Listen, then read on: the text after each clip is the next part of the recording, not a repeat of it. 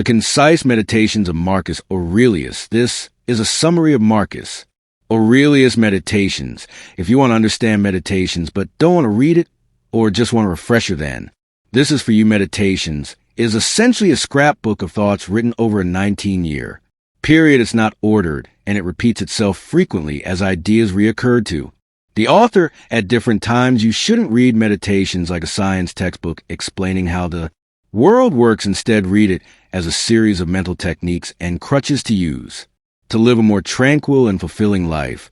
It was the notebook of a man with the weight of the Roman world on his shoulders, a man struggling to be good and leaving himself notes and reminders on how to be. So I have interpreted and reordered what he says, but I've done my best not to embellish it. Since I've summarized 50,000 words down of 4,000, I expect some of the subtlety and most of the poetry has been lost. If you ever wish to listen to the original, there's a link to my full narration of the book in the description box below. One, when you encounter unkindness when receiving bad treatment or criticism from someone, either the other person is right, in which case you've no right to complain, or they're wrong, in which case they're misguided, and have just made a mistake, remind yourself how many mistakes you've made in life and feel pity for them.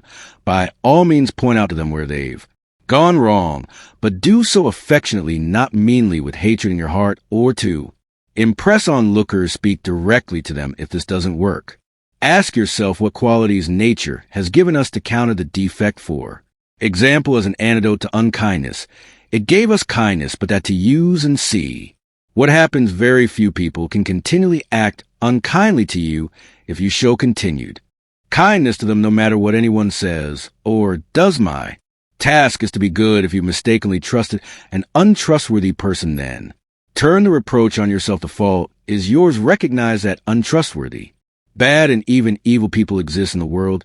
To expect not to encounter them is foolish. Say to yourself, I have encountered one of them. This is to be expected from time to time. Then remember that any evil that men do you only harms your soul. If you do evil in return, it is your job to be good and not allow their evil to change. That the noblest kind of retribution is not to become like your enemy. With that in mind, recognize that everything depends on how. 2. Everything depends on how you interpret it. You interpret it. Everything is interpretation, is a quote Marcus Aurelius cites from a cynic philosopher.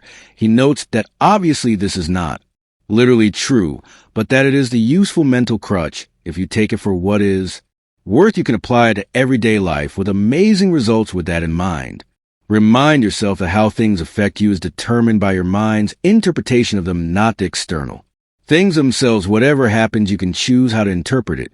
So choose not to feel harmed, and you haven't been. If it rains, you can choose to feel angry at the weather and pain by the sensation of the water on your clothes and body, or you can choose to feel grateful at being alive and being able to feel such sensations. How easy it is to repel and wipe away every impression which is troublesome or unsuitable, and immediately be in all tranquility. So work on gaining control of your minds to frame things positively. Ultimately, you are what you continually think.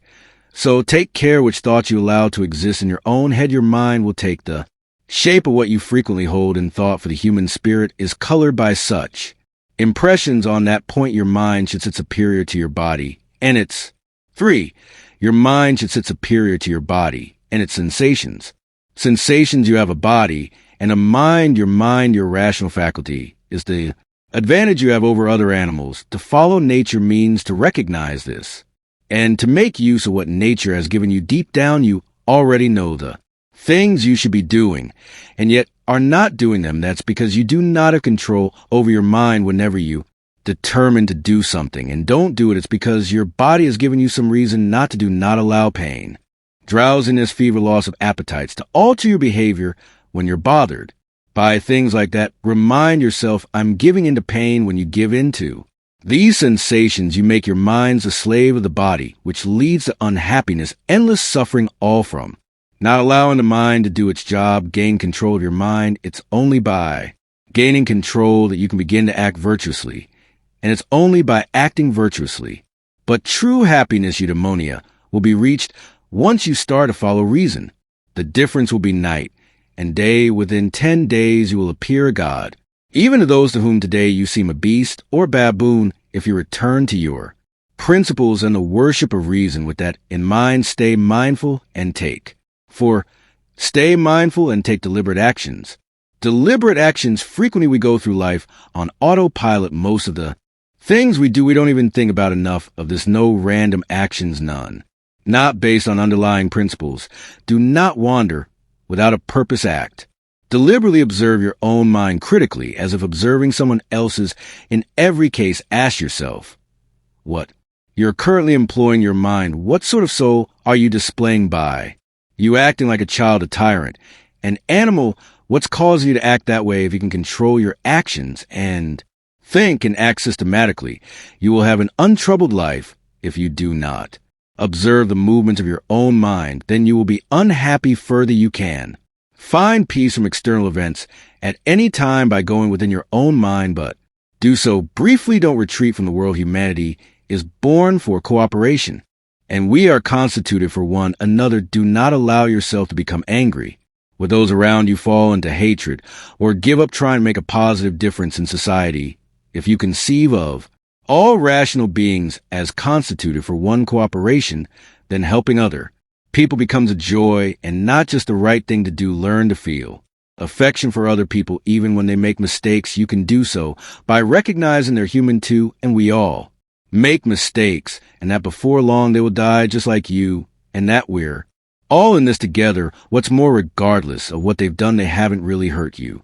Another mental crutch he offers is to contemplate the positive qualities of those around you. We all have different abilities and talents, and keeping theirs in mind will make you think better off them when you need encouragement. Think of the qualities of people around you. Have the energy of one, the modesty of another, the generosity of a third. Keep the thought of them ready to hand. 6. Your opinion of yourself matters more than the opinion of a stranger. Your opinion of yourself matters more than the opinion of a stranger. It never ceases to amaze me. We all love ourselves more than other people, but care more about their opinion than our own. This is not an exhortation to arrogance. It's reminding you to do what you know is best regardless of people's reactions.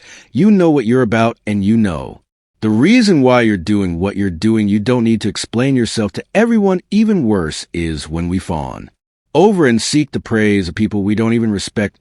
Think about that. Seeking the praise of those who are worthy of contempt as a crutch to avoid being too concerned with praise. Marcus Aurelius suggests contemplating what difference it really makes and considering the insignificance of it in the grand scheme of things. Fame in a world like this is worthless.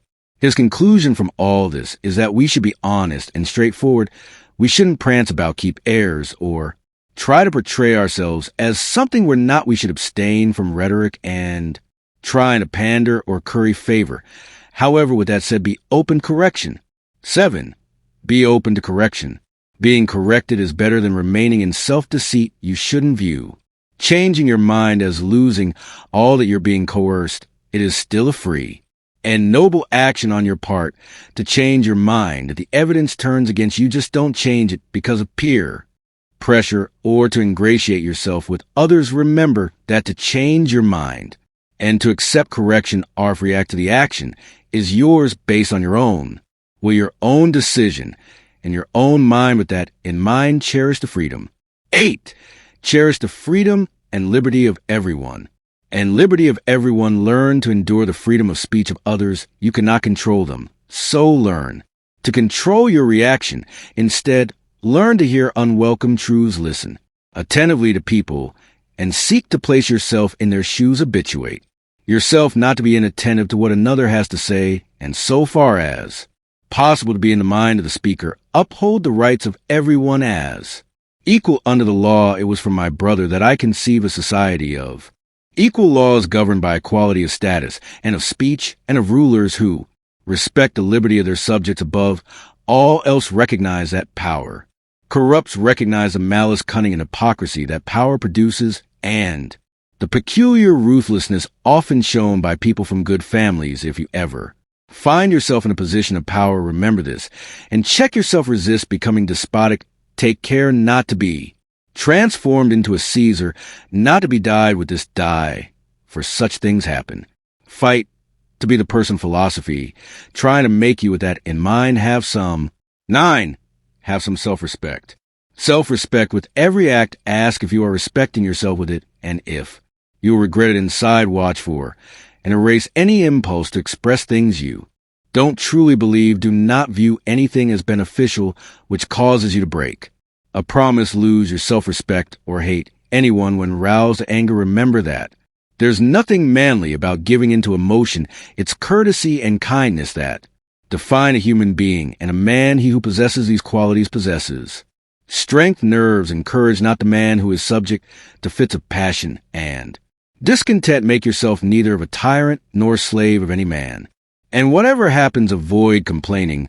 Do your job without whining if you can. 10. Avoid complaining. Do the job in front of you, then do it, and don't complain. And if you can't, then seek someone to help you, and don't feel ashamed, but still don't complain, not even inwardly to yourself frequently. In life, the obstacle is the way. If something bad happens, just say good. What new opportunities does this open up in the same vein as recognizing how your interpretation of an event can affect whether it hurts you?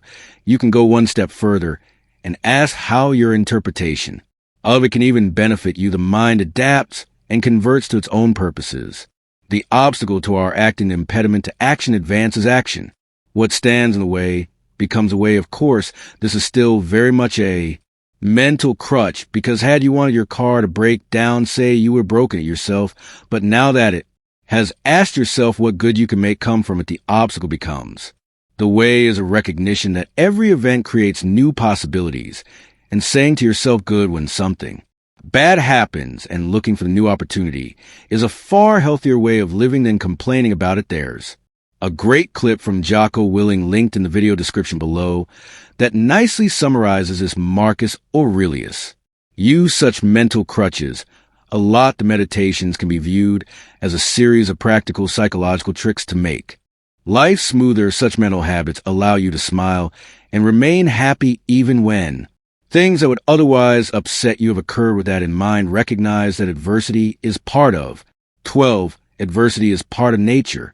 Nature, the universe, is indifferent to your existence. It will throw things at you that will rock your world. Accept this for what it is. Difficulties, setbacks, and even tragedies are part of life. They are even part of it means to be alive. Everyone will experience them. Marcus Aurelius reiterates that since these events are in God or fate's hands, you should not hope and pray for them not to occur, but rather hope and pray that you have the strength of character to enjoy them when they do. Why not rather pray for the gift to fear none of these things, to desire none of them, to sorrow for none of them, rather than that any one of them should be present or absent? This puts your focus on something in your control, namely forging the strength of character to endure all onslaughts rather than that which is in fate's control, the unfortunate events.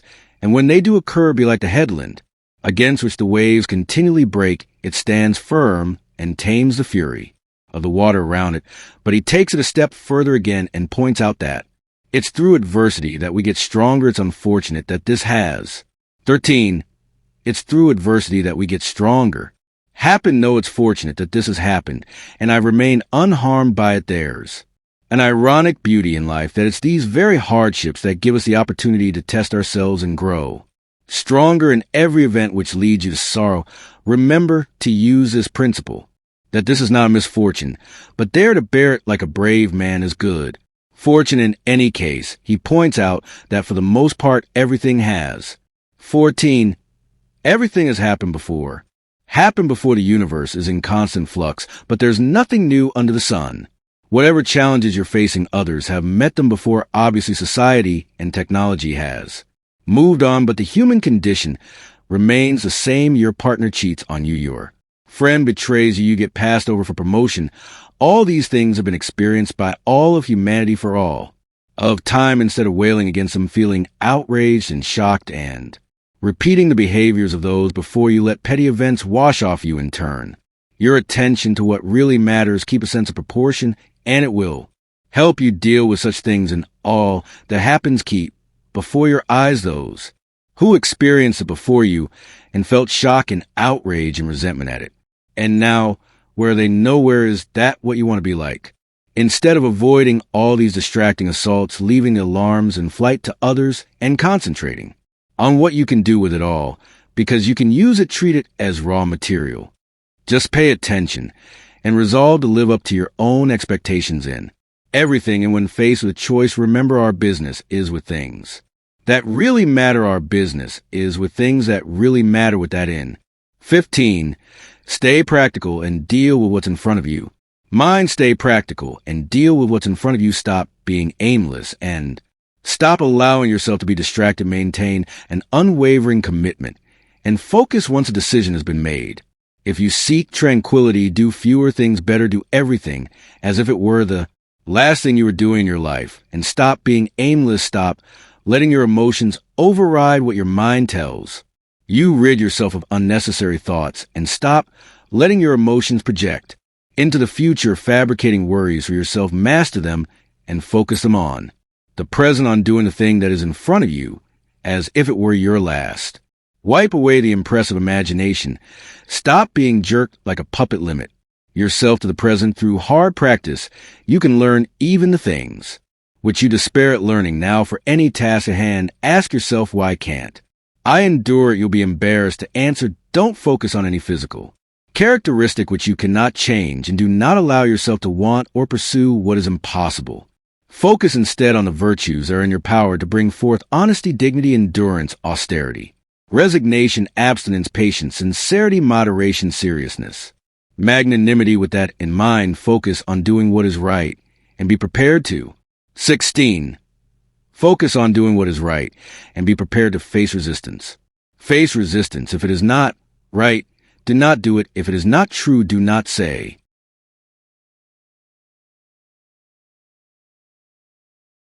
it. Say nothing untrue, do nothing unjust, and do not be concerned with whether people recognize you for doing so. If you choose to do a kind act, don't do it in expectation of a future reward. The acts themselves are their own rewards, and what lead to a good life. True delight in stillness is to move from one unselfish action to the next. Since your job is to act with virtue, act well, regardless of how people respond to it, and do not allow the bad actions of another to throw you off course. Do not expect a perfect outcome. Be happy with the smallest progress, and in attempting the good, act itself in a sense. If your aim is to always attempt to act well, then even if something immutable falls in your way, you have still succeeded in that aim by attempting. Ambition means tying your well-being to what other people say or do. Sanity means tying it to your own actions. If you're in a position of authority, you may even be hated for your good actions. The important thing is that you are not dissuaded from the right course in search of applause. A king's part to do good and to be reviled. Teach yourself to desire only to act virtuously, and do not let others hold you back. With that in mind, do your 17. Do your duty and despise cowardice. Duty and despise cowardice. Stand up straight in life. Don't be propped up by others, and do your duty without fear. It like this gentleman of the jury. The spot where a person decides to station himself, or wherever his commanding officer stations him, well, I think that's where he ought to take his stand and face the enemy, and not worry about being killed or about anything but doing his duty. Focus more on whether what you're doing is right or wrong than on the risk it brings you. You are much mistaken, my friend, if you think that any man worth his salt cares about the risk of death, and doesn't concentrate on this alone, whether what he's doing is right or wrong, and his behavior a good man's or a bad one's. Understand that life is short. 18. Life is short and death comes to us all. That means the time for action is now. And death comes to us all. That means the time for action is now. Decide once and for all to pursue justice, honesty, courage, self-control, and rational action.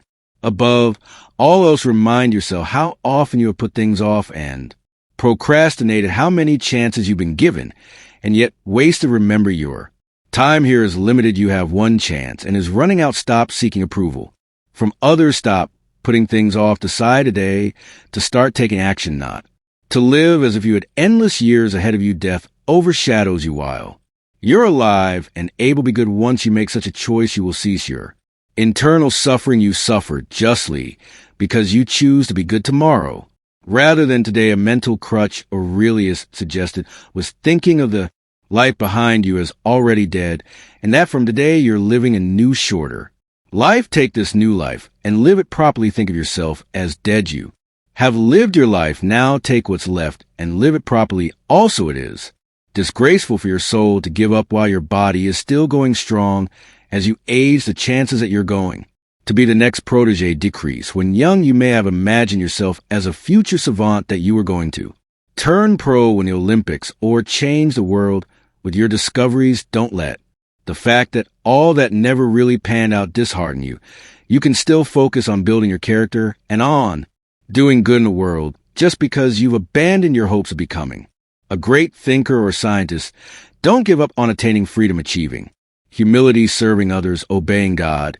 And just as you accept the limits placed on your height, accept the limits placed on your life, death will eventually come for everyone, and fearing the future does nothing but stop us acting bravely today. With all that in mind, practice getting back on track. Life is an obstacle course. 19. Practice getting back on track. And no matter how wise you are, there will be things that will throw you off balance. When this happens, make a point of centering yourself at once before proceeding. The more you practice this, the better you will get. When jarred unavoidably by circumstances, revert at once to yourself and don't lose the rhythm. More than you can help, you'll have a better grasp of the harmony if you keep going back to it. In other words, whatever negative compulsions you've overcome, there will come a time when you fall off the wagon and revert to your old ways. Recognize when this happens and practice pulling yourself back. Don't listen to the voice that tells you to give up, because today is a write-off not to feel exasperated or defeated or despondent, because your days aren't packed with wise and moral actions, but to get back up when you fail, to celebrate behaving like a human, however imperfectly, and to fully embrace the pursuits that you've embarked on. Avoid getting distracted with pride and showing off. Not only does it detract from what you're doing, but the applause you receive is worthless anyway. Pride and outward show is an arch seducer. Reason when you think you're occupied in the weightiest business, that's when it has you in its spell. As such, in all cases, look beneath to see things for what they truly are. Method 20. Look beneath to see things for what they truly are. Of lessening to hold things of over you is to look at them for what they really are. Expensive wine is just fancy. Grape juice, purple robes, that is the robes worn by the emperor, are just wool dyed with shellfish blood. This applies not only to material things, but to actions and behaviors. Examine men's ruling principles, even those of the wise. What kind of things do they avoid or pursue? Imagine someone's soul stripped. Bear what evokes their love and admiration, their vanity, etc. Now try to imagine whether their disdain can really harm anyone. All their praise help anyone do. You wish to be praised by a man who curses himself 3 times every hour. Do you wish to please a man who doesn't please himself when facing their insults, hatred, or whatever? Look at what sort of person. There you will see that you don't need to strain to impress them, but you should still treat them well, as they are still human. In all cases, speak the truth as you see it, but with kindness and humility. With all that in mind, recognize material wealth is neither a good nor an evil. 21. Recognize material wealth is neither a good nor an evil. Wealth in and of itself is not a good or bad thing. It's how you use it. The term goods is a misnomer. When used to refer to possessions, it's possible that possessing too many things can make life worse. So they are not in every case goods. Your only true goods are your virtues. Respect your own mind and prize that. Be satisfied in yourself. If you can't stop rising other things, and you'll never be free. You'll always be envious, jealous, or afraid that someone might come and take things away from you. That said, while those who crave wealth are misguided, so are those who despise it or feel guilt in possessing it, as it has just a stronger hold over them. Better, Mr. Learn to not let it have any hold over you. Learn to make use of it when you have it, but be absolutely prepared to let it go. Use it unapologetically, but also without any arrogance. Treat what you don't have as a non-existent. Look at what you have, the things you value most, and think of how much you'd crave them if you didn't have them. But be careful, don't feel such satisfaction that you start to overvalue them, that it would upset you to lose them. With that in mind, express gratitude. 22. Express gratitude. Marcus Aurelius spends the entire first chapter of Meditations listing the things he's grateful for learning whilst young. Some of the things which stand out to me and which I haven't already mentioned elsewhere are that I needed to work on my own character, the government of my temper, developing a strong character, generosity, charity, and a sense of humor, the value of investing in education, enduring labor, working with my own hands, and learning to want little, not to meddle in the affairs of others, and not to have time for slanderers, not to busy myself with trifling things or waste time on frivolous matters, to write simply and directly, to endure freedom of speech and make peace with people I've fallen out with when they're ready, steadiness of purpose, self-control in not being distracted and not letting emotion cloud judgment, how to receive gifts graciously without losing self-respect or appearing ungrateful, and how to offer praise without making a display indifference to superficial honors, not to use the excuse I'm too busy to get out of doing things, to listen to friends' trouble, show teachers respect, and children unfeigned love, to treat people as they deserve, and possess a readiness to listen to those who have anything to propose for the common good, to refrain from nitpicking, in constantly correcting people, to defer to experts when necessary, to display dignity without pretension, and finally to stop talking about what the good man is like and just be one. You